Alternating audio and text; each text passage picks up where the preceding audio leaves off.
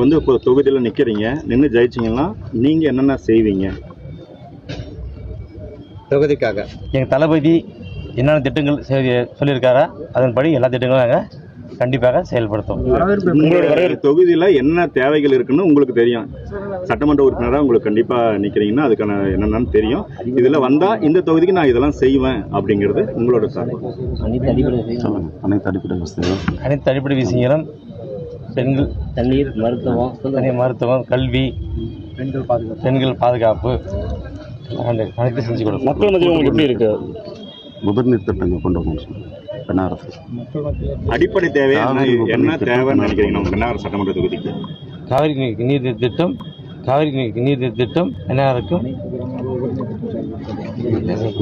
காவிரி உபரிநீர் திட்டம் வரவேற்பு எப்படி சார் இருக்கு?